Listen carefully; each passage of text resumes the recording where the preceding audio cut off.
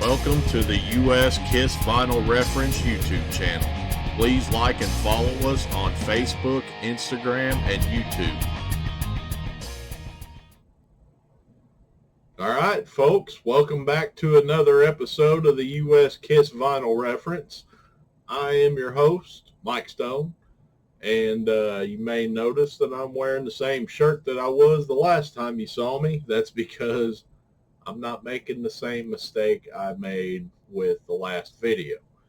So I literally just finished recording the Hot in the Shade episode. I've reset for this next one. So yeah, I'll have one ready to go at my normal time. So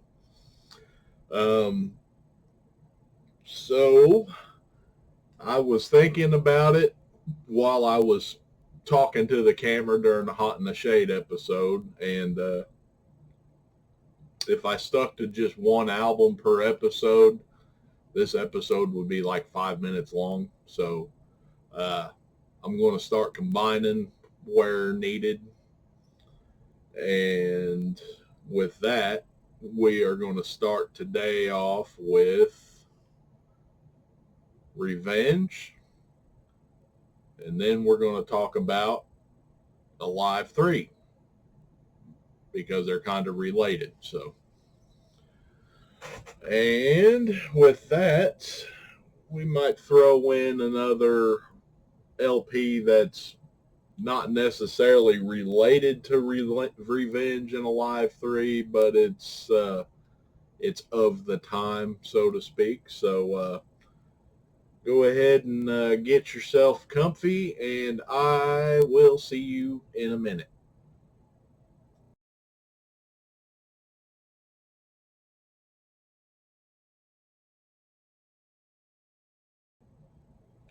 All right, welcome back. So, as I said before, we're going to combine this one with Revenge and Alive 3. I figured two of those LPs are pretty closely related to one another, since Alive 3 was recorded on the tour for Revenge and whatnot.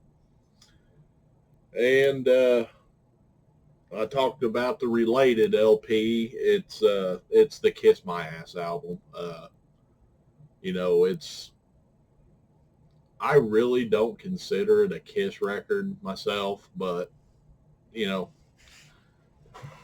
a lot of people, a lot of Kiss collectors have them in their collection. I'm no different. So I did manage to grab a couple of 45s here that were of the period, maybe not necessarily related. Well, two of them could be related to one of the albums. But anyway, enough rambling by me. So Revenge was released in May of 92.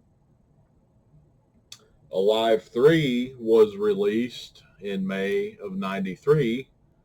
Neither one of them got a vinyl pressing initially.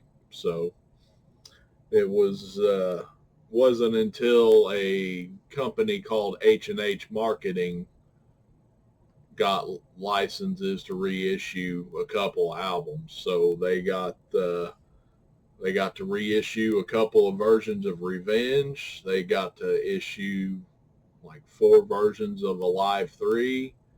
And then there was a couple of reissues of Creatures of the Night that H&H Marketing did. And I want to talk about some crappy timing. I mean, that place went under right before the reunion. So there would have been an opportunity for a massive vinyl reissue campaign, I think, if they would have hung around and once the reunion took off. But it is what it is. So let's get started with Revenge. So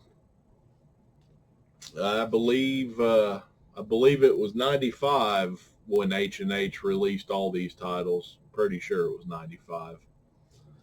So 3 years after the initial release, Revenge finally got a vinyl issue in the US. So they're both colored vinyl. So this one here, you see it's got a little Obi strip on the jacket. It says it's pressed on blue marble vinyl, and then it gives a limited edition number. Mine happens to be 3602, and I forget how many of these were pressed. It was like 6,000, 5,000, something like that. But here's your back of the sleeve or album cover, and the Obi does come off, but I'd leave it there. All right. We got a printed inner sleeve. It's got a band picture on the back. Those of you that have the CD, you know this picture's in color. And then we've got the lyrics.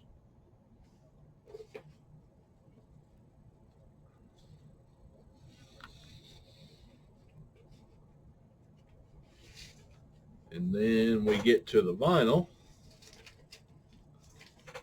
So we've got a blue marble color vinyl. And the label on the vinyl was the current Mercury label at the time.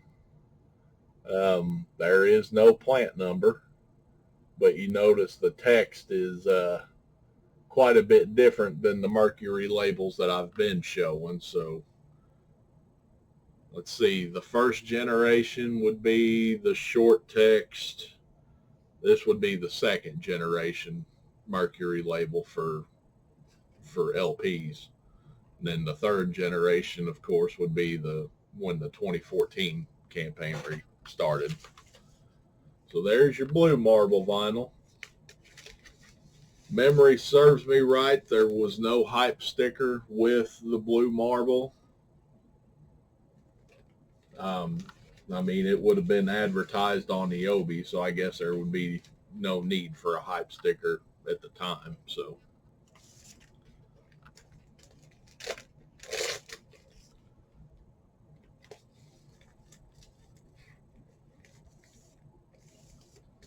all right. And then next up, we have another version from H&H. And this one does not have an Obi strip with it. And if memory serves me right, there was just this little bitty sticker about that big on the shrink wrap. And it said gray marble or something like that. Unfortunately, I didn't keep the sticker. So we have, and when I noticed it, or wait, no, I never had the sticker. I couldn't have, because the back of my jacket here is signed by Gene, Eric, and Bruce. So yeah, the shrink wrap would have been gone. I must have just seen a picture on eBay or something that had the little sticker on it. But yeah, it's hard to see because it's all in black pen. But yeah, I'm missing Paul. I did not set out to find an autographed copy of Revenge. I just, when I got back into vinyl collecting, I bought a copy of Revenge off of eBay one day, and I happened to get it in, and it had a promo flat with it, which for the life of me I can't find. And then yeah, 3 out of 4 signatures. So maybe someday I could finish it off. I mean, Paul seems to be the hardest one to get, but I mean, it's just, I never really was a big autograph guy, so I didn't really feel one way or another about it when I saw it. And the vinyl, gray marble. The marble shows up a little better on the gray than it does the blue. And then the exact same label.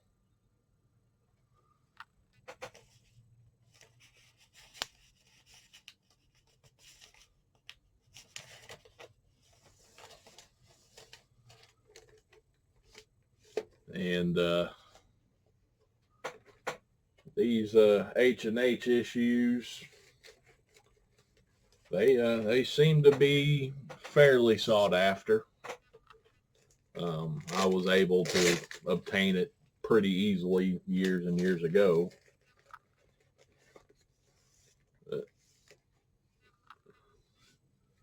And maybe one day I'll get a hold of Paul and have him sign it. And just to keep with the motif, if I did, I'd probably hand him a black Sharpie. Just it'd look weird with 3 black signatures and then a silver paint pen. So I don't know. Maybe someday. All right, now we skip ahead to 2014 with the Kisteria box set. This was not exclusive to the box set.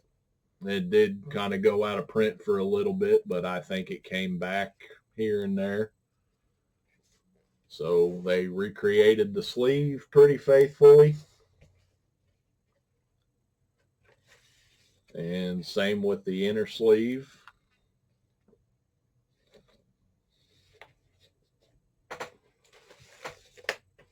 And then the USA finally gets a black vinyl copy of Revenge. So there it is on the Mercury label. And oddly enough, it says, oh, okay, it's under the right-hand side where it says 33 1/3 RPM, 2014, the Island Def Jam Music Group. So, I mean, there's, other than the fact that it's a black vinyl version, there's a way to separate it from the H&H versions, which I guess I could have mentioned that there is no black vinyl version from H&H for Revenge. Just the 2 colored vinyl copies.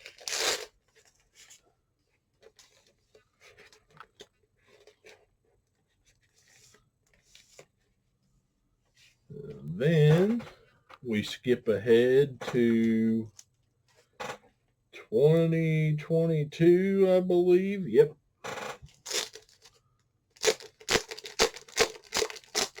So for the 30th anniversary of Revenge, we got a foil finish cover, as you can see there on front and back.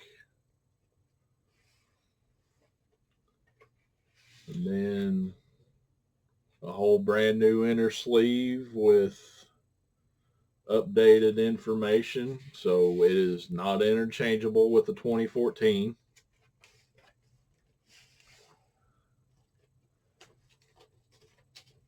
And then the vinyl is a silver vinyl. And seeing it in person, you can see a little bit of flake in the silver. Not much, but I mean, it looks pretty good, I think.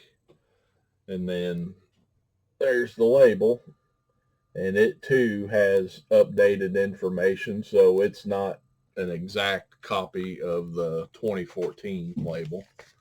Then we got a little hype sticker to go with it. And I remember, I don't remember whether I had this or not by the time I went to Nashville for Creatures Fest. I don't think I did. I think I was still waiting on it. But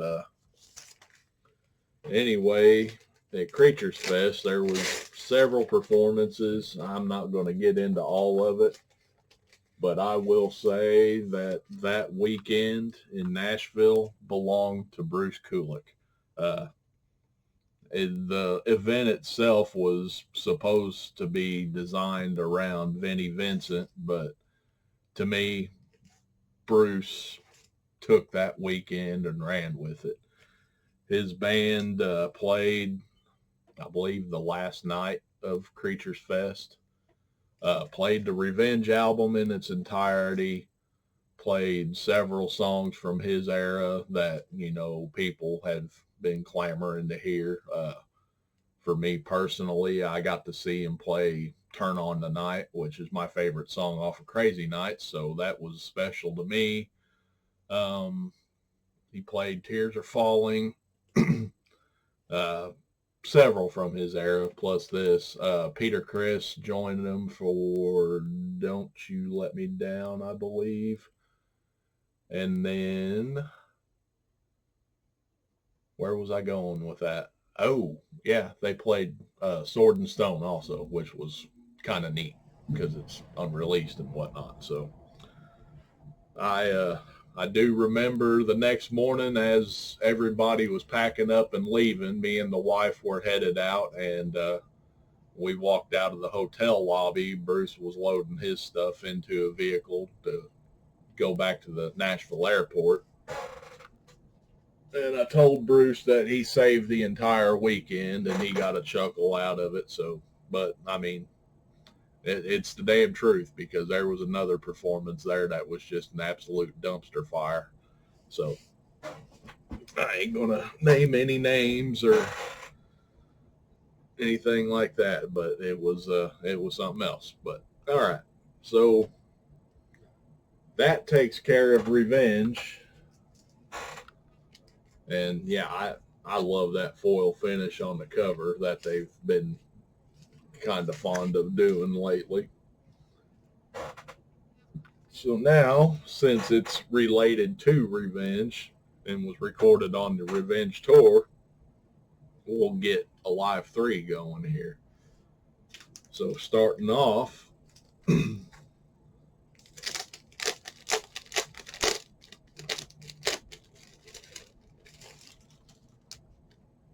there's our jacket and its gatefold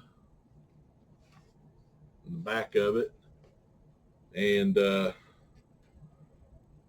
came with just a plain white inner sleeve, which I'm going to have to leave out here for a second. When I got it, some knucklehead put the hype sticker inside the jacket. So I would have rather have had it, stuck on the jacket outside or something where somebody could see it. But yep, Classic Kiss, Classic Black, number 0865. And then it says distributed by H&H Marketing and Distribution from Warren, Ohio, and all that crap. So yeah, I would have done the hype sticker a little different myself, but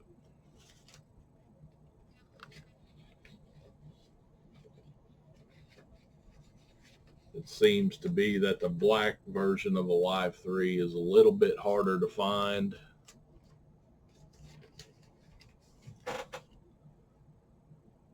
All right, so there's the label.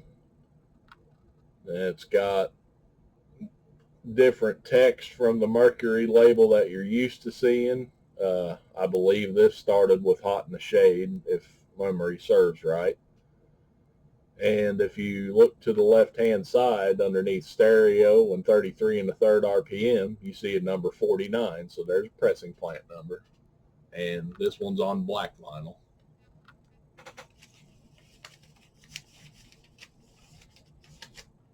And from what I can tell, like on the H&H reissues of Revenge, the jacket and the inner sleeve, other than the Obi, are interchangeable between the two, the gray marble and the blue marble vinyl.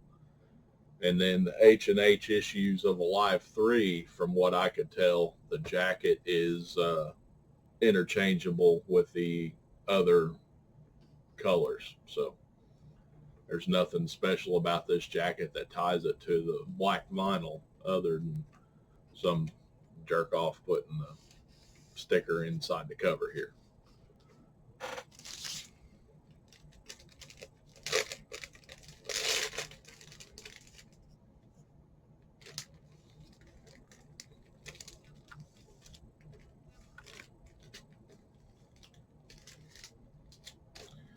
All right, so there was the black vinyl version.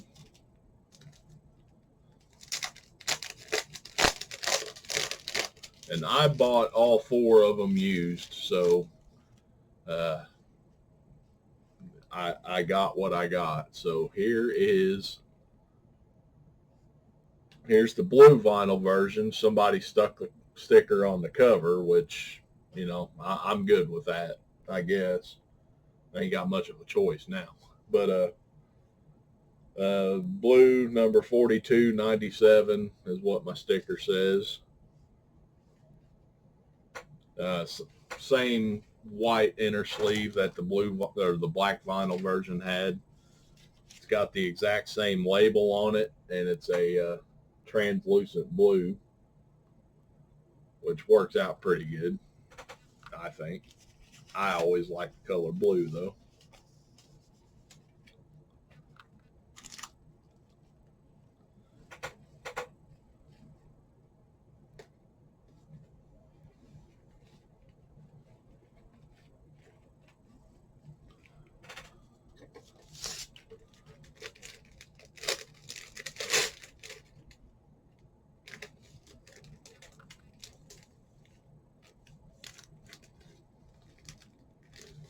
And this is one of the first Kiss live albums I heard.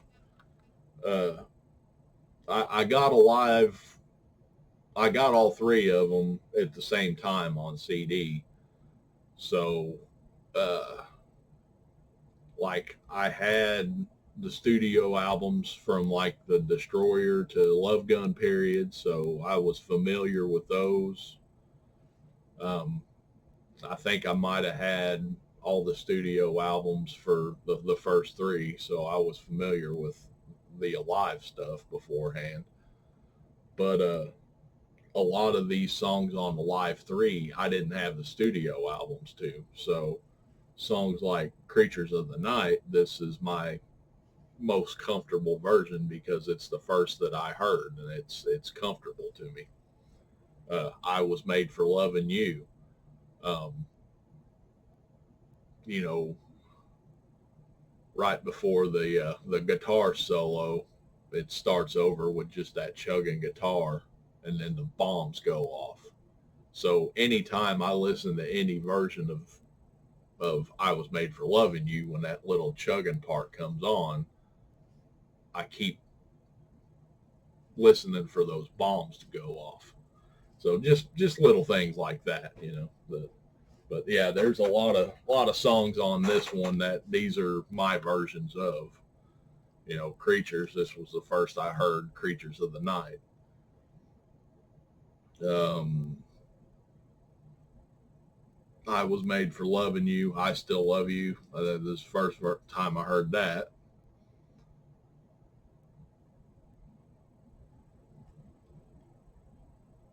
So, yeah, it was a good, fond memories of this release.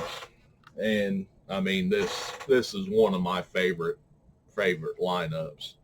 I mean, my absolute favorite lineup is with Kulick and Carr, but this was the next best thing that could possibly be. All right, so next up, again, somebody put the sticker on the jacket about in the same spot as the other, so I must have got 3 of them from one person and got the black vinyl from somebody else. But this one is the red. It's number 3576. Same white inner sleeve. And then we've got a translucent red color, which I think looks pretty good.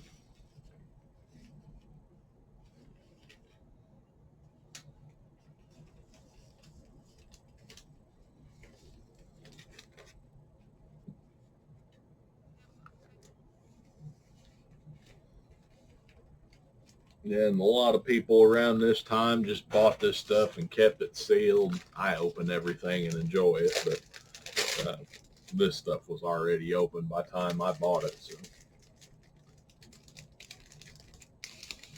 I have one sealed Kiss record in my rack, and we will get to it eventually. But there is a reason is sealed and will remain sealed. All right, next up,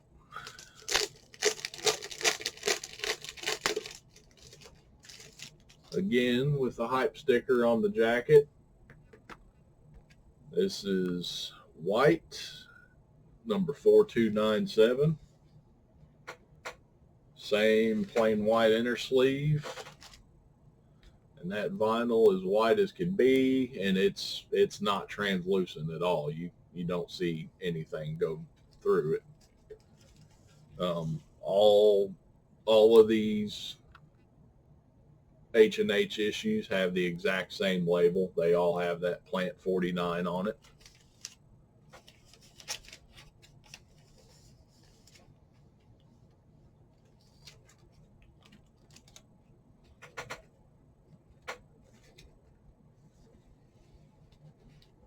So there is Alive 3.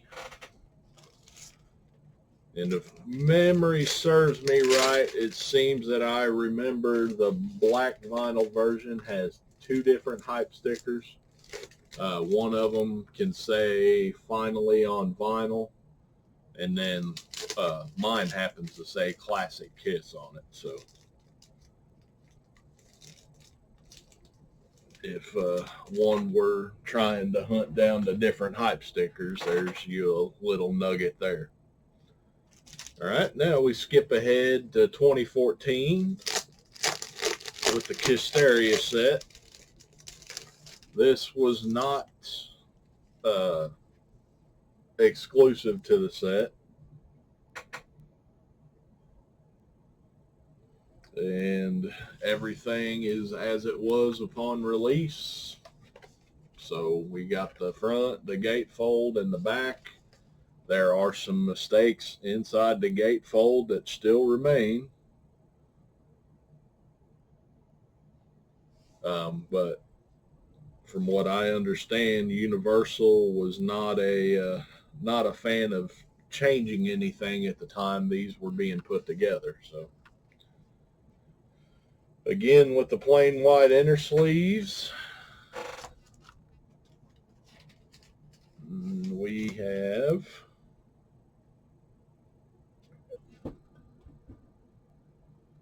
reissued on a Mercury label. Notice down at the bottom it says 2014 The Island Def Jam Music Group, so that will keep you from confusing it with a vintage copy.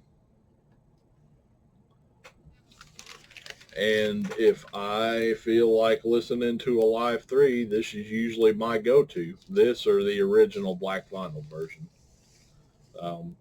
They all sound the same to me, but when I go to pick them out, the black vinyl version from the original release is in the front, so that's usually the one that I grab, or sometimes I may purposely grab the 2014. So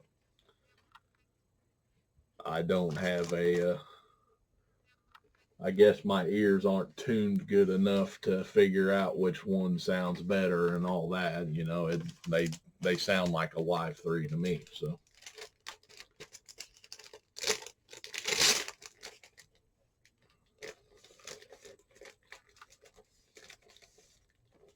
All right. And then we skip ahead to 2023 for the 30th anniversary of Alive 3.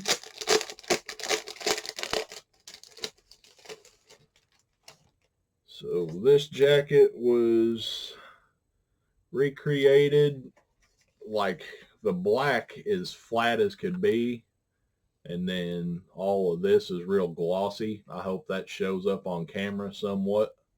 It's kind of hard to show. And then like the back is just regular flat. Same with the gatefold. And the mistakes were corrected in the gatefold for this one. We have custom inner sleeves for Alive 3 now. So Universal kind of relaxed a little bit on the not changing anything rule. Yeah. Same here. So a bunch of live pictures from the Revenge tour, which is nice. And then the vinyl, we have a hype sticker there. And the vinyl is a combination of yellow and orange that are kind of reversed from one another. So like this side looks pretty weak, but that side looks pretty strong. So like it's advertised as a yellow and orange A side, B side color effect. So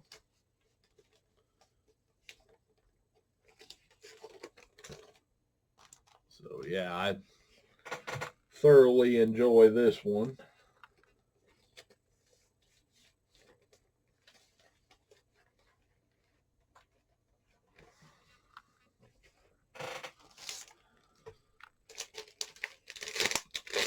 Excuse me.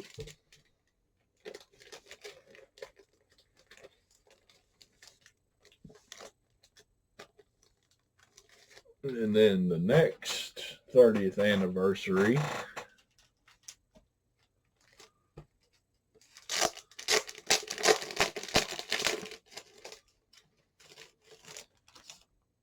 you may think the cover looks a little funny. It's got that same effect, glossy here, and then the black is flat. You'll notice the Live 3 has been die cut out so you can see the stuff underneath it.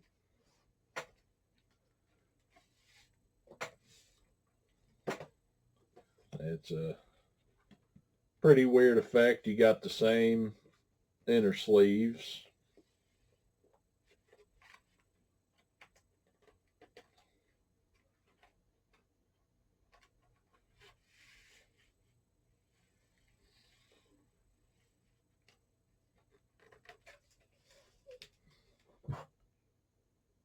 And I mean, are these the same jacket? Nope. Nope. Catalog number's different on the jacket, so they're not the same. So yeah, you have the die cut effect here. And then we have another hype sticker. And then picture discs. These were limited to 500 worldwide.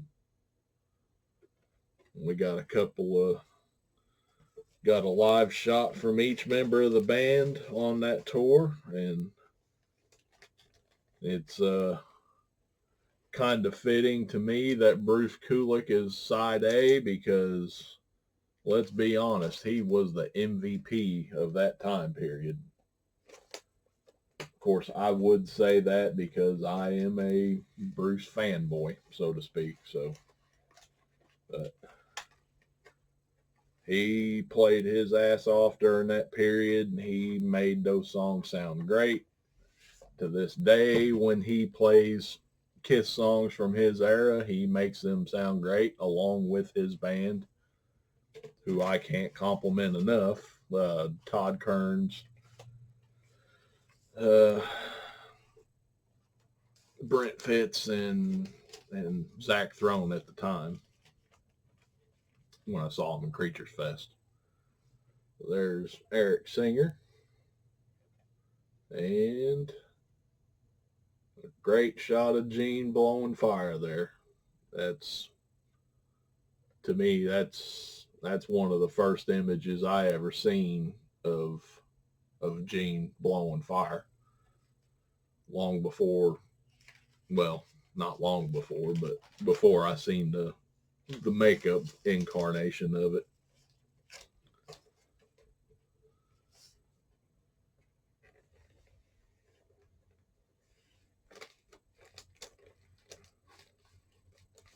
So with that finishes Alive 3 for the U.S.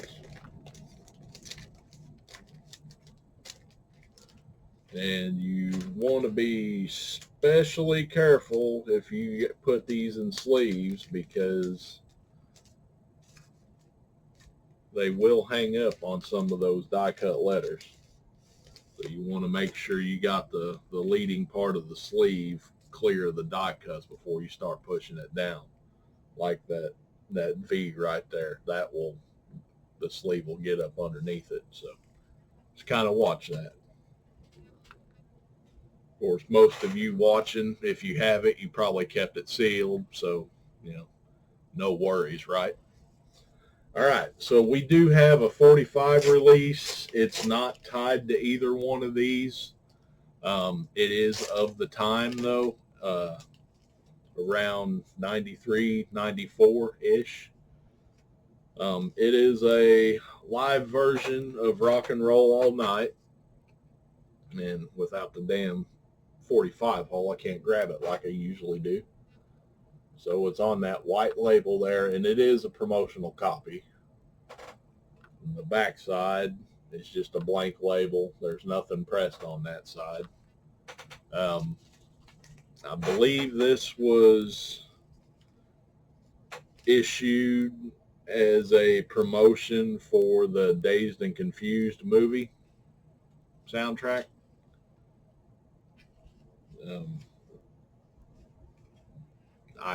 It was around 93, 94. I believe that's what it was issued for. It wasn't for Kiss My Ass because, I mean, there's nothing here. And some people have said that this was released around the time of Exposed because the Rock and Roll All Night live version has a music video from Exposed. I think this was after that. So the sleeve is a plain white sleeve, and with rubber stamp, it says "It's the music, stupid." So that's actually stamped on there. It's not printed. So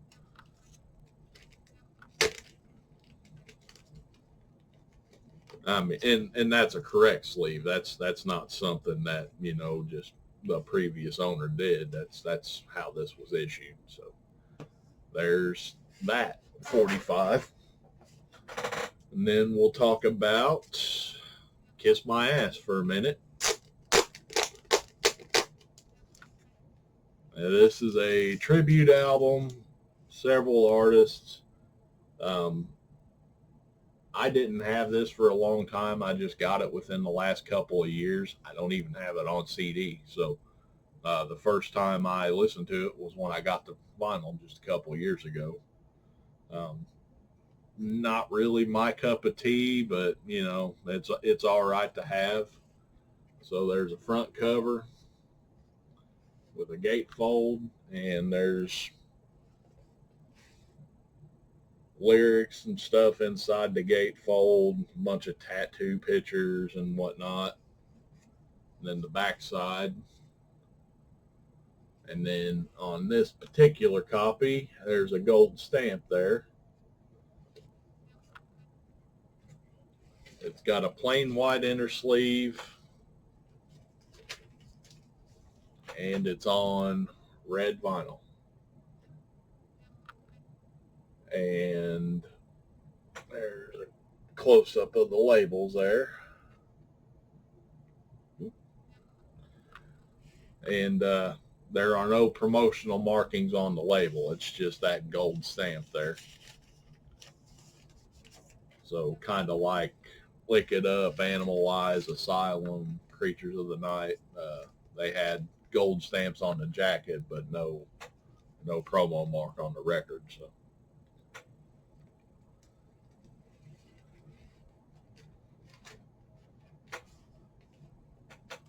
this was released around 94, I believe. Yeah, this is pre-H&H, so the fact that there's gold stamp promos tells me this wasn't an H&H copy. So, yep, there's a gold stamp promo of it. And then there is a stock copy version. Everything is exactly the same. Just no gold stamp on it.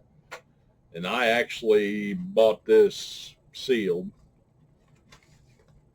So there's 2 hype stickers that were on the shrink wrap. I bought it sealed just so I'd have a copy.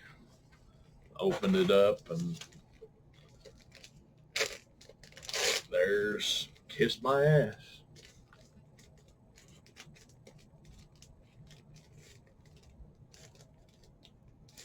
That was something I've only listened to it one time, and I probably never listened to it again.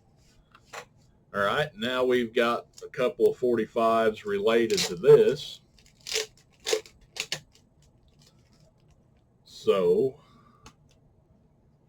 we have the picture sleeve says the Mighty Mighty Bosstones, Detroit Rock City. And on the back it says Kiss, Detroit Rock City. Excuse me. Up here over the barcode, there is a green promotional stamp. Promotional copy, not for sale.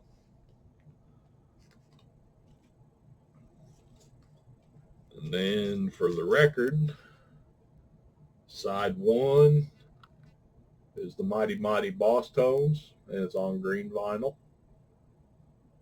And side 2 is Kiss. So it's a split 45 between the two bands, and it ties into the tribute album because the Bosstones had their version of it on Kiss My Ass.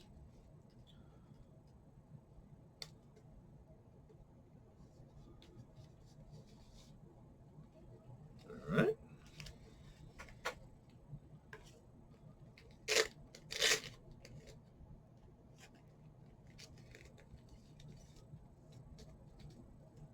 And then we have another version of it that's exactly the same. The only difference is this picture sleeve does not have the promo stamp.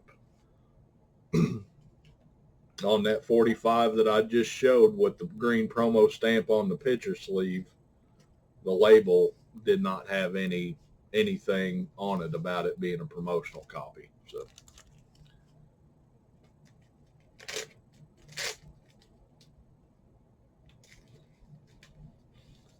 and that does it for the Revenge Alive 3 time period. So I hate that I had to combine a few of them, but I guess I would have only added like 5 minutes to another one. So, Alive 3 probably only would have lasted 30 minutes. So tacking on Revenge and Kiss My Ass kind of made sense to me a little bit. So, well, I appreciate you staying in there with me. And I think I'm going to get out of here. And, I better finish editing the Hot in the Shade episode because I still owe that one. So I appreciate you hanging in there with me, and I will see you next time.